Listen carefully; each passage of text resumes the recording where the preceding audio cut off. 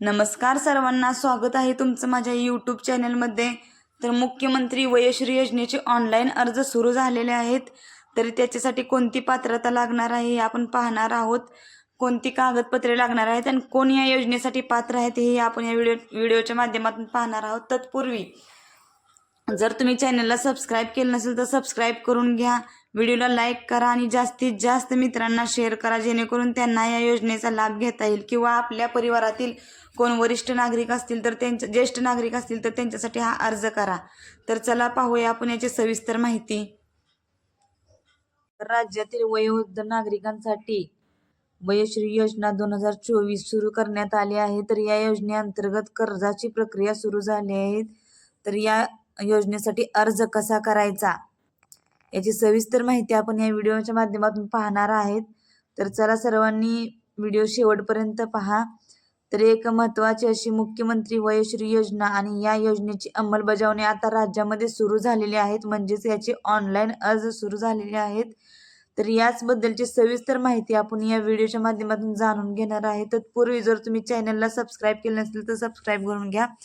तर बघा, तुम्ही स्क्रीनवर पाहू शकता की केंद्र शासनाच्या माध्यमातूनच वयश्री योजना राबवली जात आहे. तर त्याबद्दल आपण यापूर्वीच ऑनलाईन अर्ज कसे करायचे, याचा लाभ कशा प्रकारे घेतला जातो याची माहिती घेणार आहोत. परंतु या योजनेअंतर्गत लावले जाणारे कॅम्प भारताच्या असलेल्या जास्तीत जास्त संख्या या सर्वांचं या प्रमाणामध्ये लाभार्थी जास्त मोठ्या प्रमाणात आहेत. म्हणजेच भारताची एकूण लोकसंख्या जास्त आहे, त्यामुळे याच्यातील पात्र लाभार्थीही जास्त आहेत.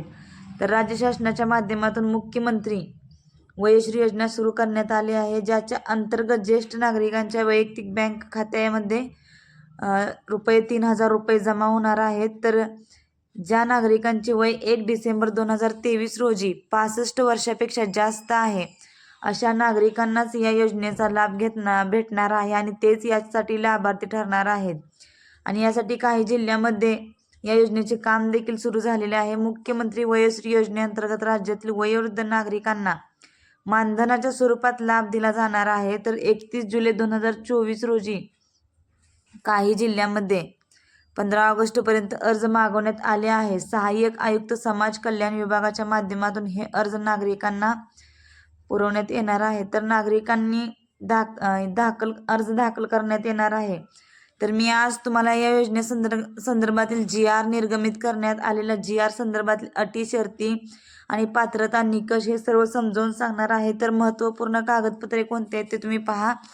तर अर्ज सादर करताना आधार कार्ड लागणार आहे, अर्जदाराचा जन्म प्रमाणपत्र म्हणजे शाळा सोडल्याचा दाखला, राष्ट्रीयकृत बँकेची पासबुकची झेरॉक्स असलेला पासपोर्ट आकाराचा फोटो आणि राष्ट्रीयकृत बँकेचे पासबुक हे लागणार आहे. तुमच्याकडे मतदान ओळखपत्र, आधार कार्ड आणि रहिवाशीचा पुरावा, जी इतर कागदपत्र असतील तेही कागदपत्र तुम्हाला सादर करता येणार आहे. तर वयाचा दाखला, ज्यामध्ये 65 वर्ष पूर्ण झाले असा एक दाखला, ज्यामध्ये 31 डिसेंबर 2023 रोजी नागरिकांचे वय 65 वर्ष पूर्ण झाले आहे याचा तुम्हाला पुरावा द्यायचा आहे.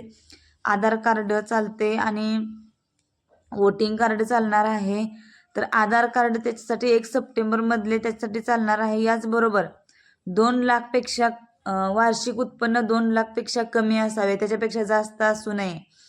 तर उत्पन्नाचा दाखला तहसीलदारांचा सादर करायचा आहे. आणि जर उत्पन्नाचा दाखला नसेल तर स्वयंघोषणापत्रही द्यायचं आहे, स्वयंघोषणापत्रही चालणार आहे. तर हे सर्व कागदपत्र तुम्हाला 15 ऑगस्टपर्यंतच अर्ज करण्याची तारीख आहे. तत्पूर्वी तुम्ही सर्व डॉक्युमेंट जमा करून अर्ज करायला सुरुवात करायची आहे. तर मुख्यमंत्री वयश्री योजना राज्यामध्ये एक आनंददायी वातावरण निर्माण करेल अशी अपेक्षा आहे. तर या योजनेअंतर्गत राज्यातील बऱ्याच वयोवृद्ध नागरिकांना लाभ दिला जाईल व विरुद्ध नागरिकांची संख्या मोठ्या प्रमाणात आहे, त्यांना येणाऱ्या अडचणी देखील मोठ्या प्रमाणात आहे. त्यामुळे राज्य शासनाने याविषयी अंमलबजावणी सुरू केली आहे. तर मुख्यमंत्री वयश्री योजना अंतर्गत आपल्याला ऑनलाईन किंवा ऑफलाईन पद्धतीने अर्ज सादर करता येणार आहेत. तर आपला अर्ज मंजूर झाल्यानंतर आपल्याला दर महिन्याला ₹3,000 मानधन दिले जाणार आहे. फक्त आपले वय 1 डिसेंबर 2023 रोजी 65 वर्ष पूर्ण झालेले असावे, ही अट मात्र आपल्याला पूर्ण करावी लागणार आहे. तर आपल्याला वयश्री योजनेअंतर्गत परिवारातील कोणत्याही वयोवृद्ध नागरिकांची नोंदणी करायची असेल तर आपल्याला दिलेल्या माहितीप्रमाणे कागदपत्राची पूर्तता करायची आहे. तर आपल्या परिवारातील एखाद्याची समस्या एखाद्या सदस्याची आपण याद्वारे नोंदणी करू शकतोय. तर एकच सदस्य या योजनेद्वारे अर्ज करू शकतोय. तर तत्पूर्वी जर तुम्ही चॅनलला सबस्क्राईब केलं नसेल तर सबस्क्राईब करून घ्या.